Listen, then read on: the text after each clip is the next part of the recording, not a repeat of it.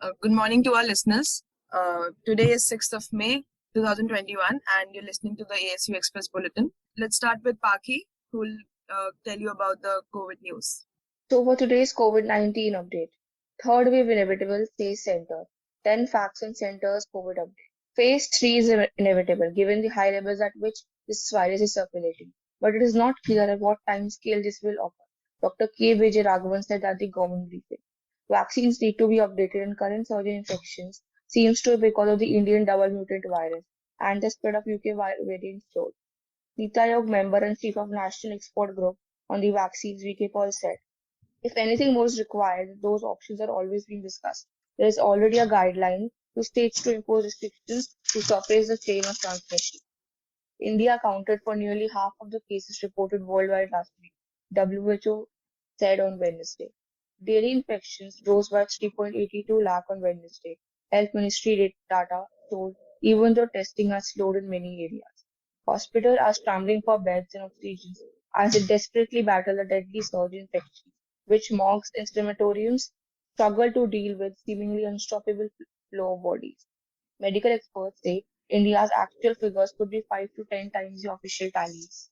PM Narendra Modi's government has been widely criticized for not acting sooner to suppress the second wave. The opposition has urged a nationwide lockdown, but the government has appeared reluctant to impose one for the fear of the economic fallout. India's surge in infections has coincided with the dramatic drop in vaccinations because of the supply and delivery problem. Thank you. Now let's listen to Subhi what she has to say. Yeah, thank you, Paki. COVID-19 patients dying due to oxygen shortage is not less than a genocide, Allahabad High Court. Using very strong words, the Allahabad High Court on Tuesday observed that the death of COVID-19 patients just because of the lack of oxygen in hospitals is a criminal act, not less than a genocide by the authorities responsible for ensuring the oxygen supply chain is maintained. The remarks were made based on the trouble Ms. Elton composed during the rounds on the social media regarding the death of COVID-19 patients due to lack of oxygen in Lucknow and Meerut districts. The court also ordered a probe into the incidents. A two-judge bench comprising Justice Siddharth Verma and Ajit Kumar passed the order on a suo motu public interest litigation on the spread of COVID-19 in the state and the condition of quarantine centers. During the course of the hearing, Advocate Anuj Singh brought court's attention that the court portal listing all COVID-19 hospital beds available was not giving correct information. To confirm this, the bench asked him to call one of the numbers listed and inquire about beds, and it was found that the government data was incorrect. Thank you. Moving on to you, Bobby. Thank you, Sobi. Continuing with the COVID news, ICMR issues new testing guidelines for COVID 19. Any individual with fever, headache, sore throat, breathlessness, body ache, the recent loss of taste or smell, fatigue, diarrhea should be considered as a suspect case of COVID 19 unless proven otherwise by confirmation of another etiology, the new guideline said. ICMR has recommended no RT-PCR tests if an individual has tested positive by rapid antigen test, an individual has tested positive once by RT-PCR test, one has completed 10 days of home isolation with no fever for the last 3 days at the time of hospital discharge, a healthy individual undertaking interstate domestic travel. Given the situation, the ICMR is recommending bringing back the focus on rapid antigen testing for mass detection. According to ICMR, individuals with symptoms identified negative by rapid antigen testing should be linked with RT-PCR test facility. The ICMR has made it mandatory to enter the information of vaccination status in the testing form for RAT or RT-PCR. This comes in the wake of people testing positive after one or both doses of the vaccine. Continuing to Mansi for more COVID news. Thank you, Bobby. High Court directs Centre Delhi to set up buffer stock of liquid oxygen in Delhi. The Delhi High Court has directed the centre and Delhi government to set up a buffer stock of 100 metric tons of liquid oxygen in the national capital within the next 3 days to ensure supply to hospital in case of any emergency. The division bench of Justice Vipin Sanghi and Rekha Palli said the Delhi government would need to provide the necessary areas where the tanks could be installed and also create infrastructure for the purpose of distribution of both liquid medical oxygen and cylinders. Let this aspect be examined and response be replaced before this court on Friday, said the court. The court also asked the city government to consider taking the assistance of IIT Delhi and Delhi Technological University to prepare a blueprint for the supply and distribution infrastructure needed to deliver liquid oxygen and cylinder to hospitals within the territory. Now moving on to Muskan for national news. Thank you, Mansi.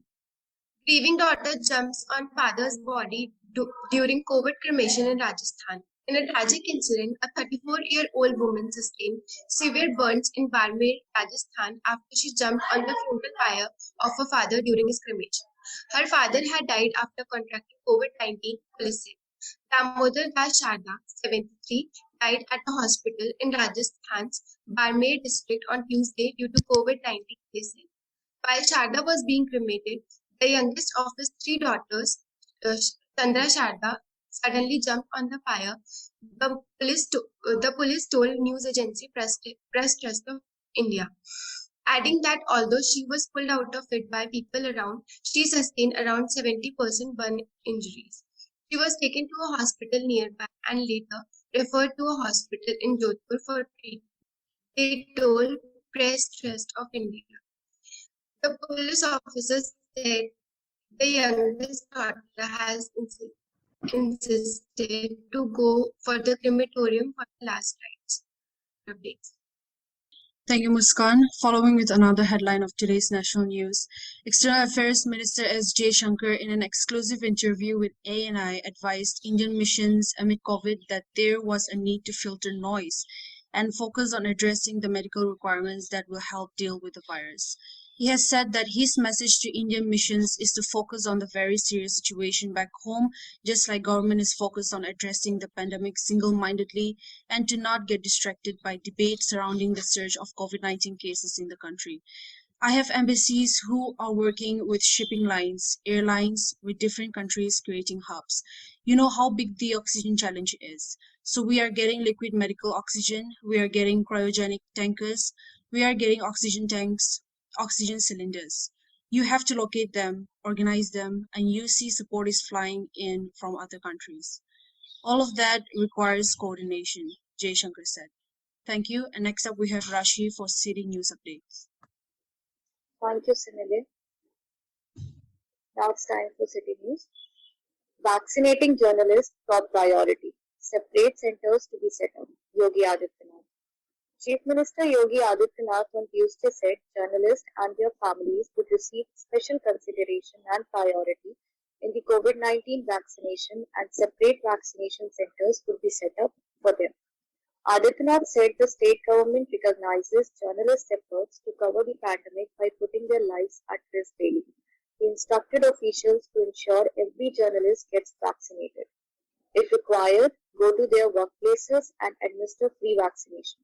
All those above 18 years of age will be vaccinated in the families of journalists, the Chief Minister said. Now the breaking news coming in. Former Union Minister and RLD Chief Ajit Singh dies of COVID-19. He battled with the condition till the very end and bet his last morning today, said his son in a tweet. Now moving on to Shubhankar for more local updates. Thank you, Aman, for the breaking news. Madhya Pradesh, one arrested for selling empty packets of COVID-19 vaccine in Indore. Madhya Pradesh police has arrested one person for selling empty packets of COVID-19 vaccine in Indore. The accused, identified as Suresh Yadav, was arrested by the Vijayanagar police after he cheated the relatives of COVID patients worth rupees 2 lakh in the name of providing a vaccine. Sub-Inspector Suresh Kumar said the relatives of family had met Suresh on social media where he promised them to provide the vaccine. The accused had promised to the relatives of the patient to give the vaccine worth rupees 2 lakh, but in the name of the vaccine, he handed them over an empty vial wrapped in a packet of bread on March 25th, the sub-inspector said. The police have arrested the accused on fraud charges. Now we will move on to Tanya for more updates. Thank you, Shubhankar. Fire in Delhi Vikaspuri COVID Hospital. 26 patients rescued. A fire broke out at a private COVID hospital in West Delhi, Vikaspuri, late Tuesday night. But the firefighters and hospital administration were able to rescue all patients in time. Of the 26 patients rescued from the hospital, 70 were those admitted with coronavirus infection, said Atul Garg, Direct Delhi Fire Service. No patient of anyone else was injured in the blaze. All were rescued safely with the help of hospital staff, said Garg. The officer said that the call about the blaze was made around 11 p.m. from the UT nursing home. We were told that it's a COVID hospital with infected patients inside. We sent 8 fire tenders, said Garg. The blaze, which allegedly began in a store located on the first floor of the building, was controlled by 11:45 p.m. The cause of the fire remains unclear. Now Anvita 10 for editorial page. Thank you, Tanya. Time for the editorial. Simple steps, great experience. The government vaccine centers in Delhi are being widely applauded. Through many reviews and personal experience, I realized that it is surprisingly a well managed system. Even though there are big waiting queues outside the center, everything gets over within 1 hour for most of the people. Unlike many other government settings, these centers follow proper social distancing protocols. Inside the center, the crowd is properly distributed between 4 rooms, which makes it a lot easy and tolerable. Getting the shot itself is a very pleasant experience, with medical staff trying their best to make one comfortable and talk you out to minimize the pain. After the vaccination is done, you are told to wait in an observation ward for half an hour in case you feel dizzy or nauseous. So overall, a pretty experience. Contrast this with the chaos and confusion that the country is undergoing with respect to the medical facilities, oxygen supplies, ventilators, and overall management of the patients, hospitals, and the process at large. It is clear that with little planning and foresight things could have been very different. At least this is what I personally experienced during my vaccination process. Even after several early warnings regarding the second wave by the panel of experts, the Indian government did not plan accordingly. So many lives could have been saved if only the warnings were taken seriously, and instead of events, rallies, and celebrations, energies were spent on preparing for the eventuality. We hope that the lessons are learned, though the hard way, and we will be more prepared and focused for the possible net waves. This is least we expect as citizens of this great country. Thank you. Over to Aman. Thank you, Anvita. Well, if only the government would have thought just like you. Now, on to the op-ed of the day. Election Commission diminished. Any list of winners and losers in the just concluded round of assembly election will have to include in the category of losers a non-combatant, who is in fact the referee, Election Commission of India, a constitutional body that draws its mandate to conduct free and fair elections from Article 324 and has built for itself an enviable reputation for impartiality and a formidable cache of public trust. The EC has appeared all too pliable to political pressures amid a pandemic.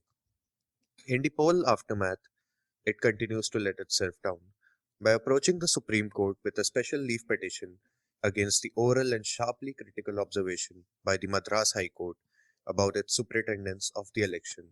The HC said, as a lament, that perhaps it should face murder charges by complaining that they are uncalled for, blatantly disparaging, and derogatory, and then suggesting that a line is drawn so that they are not reported by the media. The EC shows unbecoming prickliness and worse. Now that the elections are over, instead of running the court and protesting too much, the EC would do well to take a moment of pause and do an honest reckoning. It has invited serious questions from the beginning of the poll exercise. Its 8 phase schedule for the West Bengal poll seemed overlong, especially amid a pandemic, and the demarcation of phases and geographies appeared to favor the party that rules the center, the BJP. While elections were on, the EC made only desultory attempts to ensure that COVID protocols were followed by candidates and parties. Trust in an institution, once earned, must then be maintained. That takes constant vigilance and work. The EC must know that the impression growing in late that it has let itself go. It should begin by withdrawing its self indulgent and ill conceived petition from the Supreme Court. Now, moving on to Avni for some world news. Aman for the OPEC. Moving to international news, Donald Trump launches communications platform. Washington. Former President Donald Trump on Tuesday launched a space on his website where he can post messages that can be shared by others through Twitter and Facebook, site where he remains banned. The move comes a day before a decision from Facebook Incorporation's oversight board on whether to uphold Trump's indefinite suspension from the platform.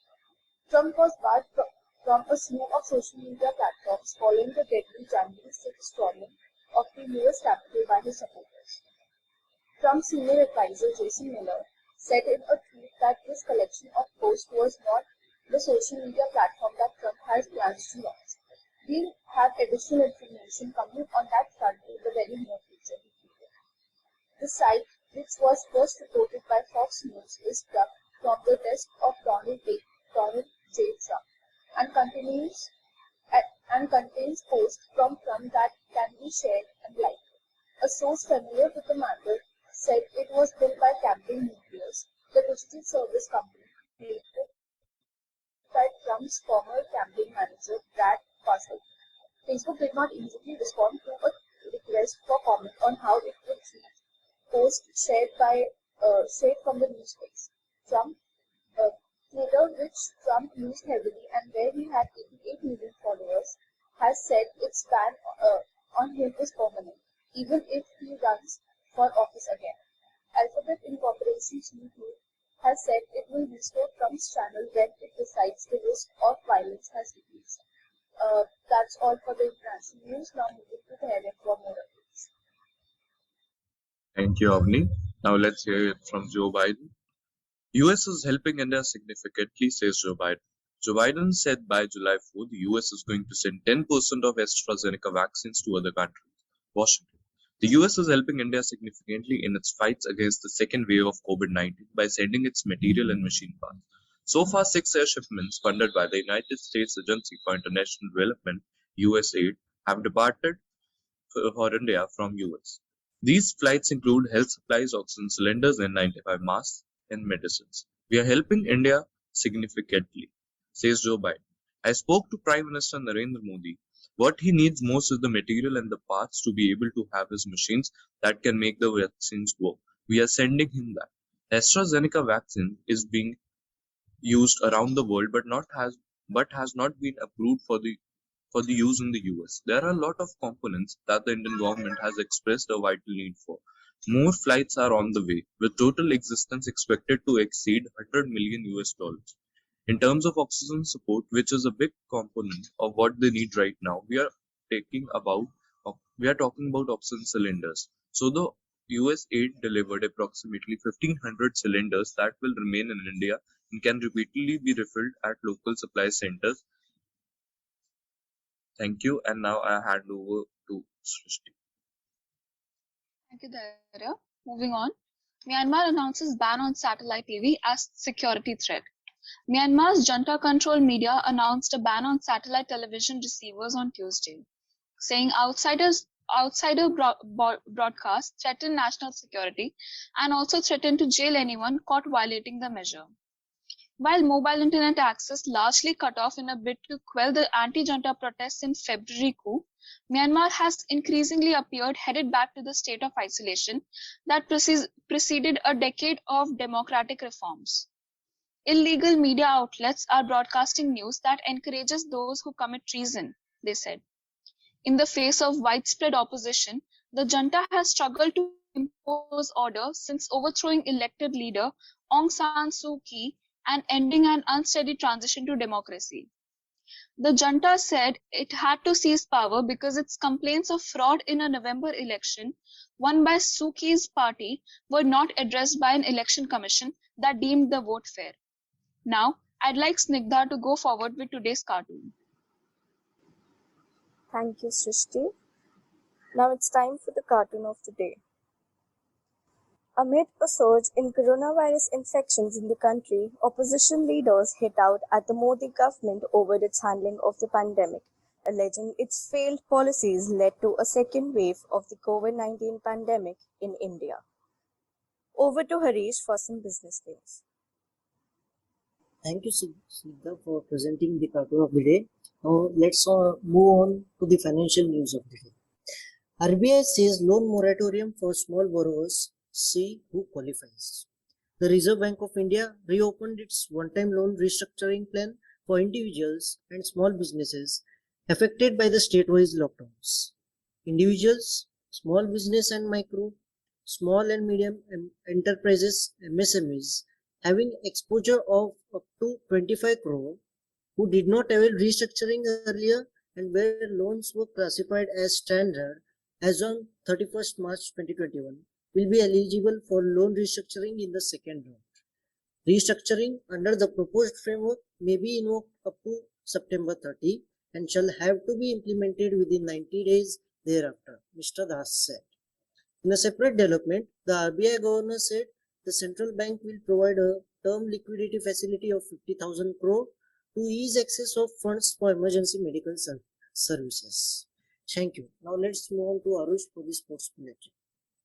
Thank you, Harish, for a rather important financial piece. Moving on to the world of sports, call to shift 2020 World Cup to UAE becomes louder. One of the major reasons behind hosting this year's IPL in India was setting an example for hosting the ICC T20 World Cup in October-November this year. However, with the Indian Cricket Board postponing the IPL midway through the season, the chances of hosting the T20 World Cup in India have suddenly become slim. The T20 World Cup will be played between 16 national teams. As the IPL bubble started detecting multiple COVID-19 cases in the last few days, there was much apprehension about maintaining a secure bio bubble for 16 teams later in the year. Reports by the Times of India tell the tournament could well be played in UAE now, with BCCI playing the host. The BCCI had successfully organized last year's IPL at three venues: Dubai, Sharjah, and Abu Dhabi and UAE. It is learned the board had to pay the Emirates Cricket Board around rupees 90 crore besides the expenses to host the 2-month tournament. And with that, here's Agastya with some updates from the science and tech front. Thank you for sports update, Arush. Let's hope the 2020 has a lot better luck than the IPL this year. As for the science and tech news, after Ingenuity's successful Mars flight, NASA plans to fly a huge rotorcraft on Saturn's. The historic moment of the first powered flight on another world happened 12 days ago and will be succeeded this by another even more powerful flight on another world. NASA is planning to put a vastly larger rotorcraft, codenamed Dragonfly, on Saturn's largest moon, Titan, 7. Although Dragonfly and Ingenuity are similar in the sense that they are both flying craft on other worlds, their construction couldn't be more different, from the way that they're powered to their sheer mass. Comparing the two is like comparing an eagle to a gnat in terms of scale. Dragonfly will launch from Earth and embark on what will be an 8-year journey to Titan, the second moon in the solar system. According to NASA, Dragonfly will have the same goals as Ingenuity. If Dragonfly succeeds, it will be the second rotorcraft to fly on a celestial body other than Earth. Cameras on the rotorcraft will also stream images during flight, giving people on Earth a view of the Saturn moon. And at nearly half a ton, it will set a record for the heaviest powered controlled craft flown on another planet. The entire mission will cost around $1 billion. And now, over to Ritika for some offbeat news. Thank you, Agasti, for your update. Time for offbeat news. Youngster volunteer in Lucknow to cremate COVID-19 victim with dignity. Amid the second wave of coronavirus infection that has deprived people of performing the last rites of their loved ones, a group in Lucknow has volunteered to cremate COVID-19 victims. A group of young men from Rajajipuram in Lucknow have come forward to cremate any such COVID victim with dignity. They also cremate COVID victims who have no family, according to sources. Members of the group released their name and contact number and appealed to COVID-affected family to contact them. In a message, these corona warriors also stated that they will perform the last rites of the victim on their own expense. Thank you. Now over to you, Simran. Thank you, Ritika. Videos show locked ICU, dead bodies within, and the staff hiding. In viral videos from 5 days ago, families of COVID victims enter a Gurgaon hospital to find no doctor or staff and come up against locked ICUs. Then, in a horrifying moment, they enter an ICU to find body after body. In the chilling clip, the camera focuses on patients lying still in ICU beds and a person saying in the background, dead. 6 COVID patients died on Friday night at the Kirti Hospital in Gurgaon, the day the videos were taken, reportedly due to oxygen shortage. 3 of them were in the ICU. The videos show relatives running around wards, finding not a doctor or staff member, just empty desks. Neither the doctor is here nor the chemist. No one at the reception. There is not even a guard, says a voice. The relatives claim doctors and staff abandoned ICU patients and fled after the hospital ran out of oxygen. They angrily confronted the police. Coming up next is Trisha with the entertainment beat. Thank you, Simran. Moving on to entertainment update. Bollywood actors who will debut in the digital space in 2021: Shahid Kapoor, Madhuri Dixit, Ajay Devgan, and Sonakshi Sinha. Streaming platforms opened up a plethora of opportunities for actors during 2020, and several Bollywood celebrities have swiftly migrated from the big screens to OTT. From Kajol enthralling the audience with a performance in Tribhanga to Abhishek Bachchan entertaining fans with The Big Bull, Bollywood actors explore multiple streaming platforms ever since the country went under lockdown last year. This year too, some interesting OTT debuts are being planned. Ajay Devgan in Rudra will debut in an action-packed avatar in the digital space. Rudra, The Edge of Darkness, is set to be a remake of British series Luther. Madhuri Dixit in Finding Anamika. Madhuri will focus onto streaming platforms with a seemingly promising web series while she plays the lead. The story is based on a global star, wife, and mom who suddenly goes missing without a trace, and as the police and loved ones search for Anamika's facade stripped away, revealing hidden truths and painful lies of a life as an iconic actress. Shahid Kapoor is also giving up to entertain on OTT with a quirky drama series directed by Raj and DK. And Sonakshi Sinha is set for a smashing debut on OTT as she plays the lead in the tentatively titled Fallen. Thank you. Moving to Harish for the opening bell. Let's move us towards the opening bell, following with the updates of prices in petrol and diesel. Indian indices opened on a positive note on May 6 with Nifty above 14,600. Sensex was up 172 points at 48,850 and the Nifty was up 54 points. About 1,130 shares have advanced, 271 shares declined, and 74 shares are unchanged. Petrol and diesel prices hiked for the third consecutive day. Petrol and diesel prices across metro cities was hiked for the third consecutive day on May 6. In the national capital Delhi, petrol prices were hiked by 25 paise and diesel prices by 30 paise. People in New Delhi will now shell out 90.99 rupees per litre for petrol and 81.42 per litre on diesel. In Mumbai, the prices increased to 97.34 per litre and 88.49 per litre for petrol and diesel respectively. Thank you, Harish.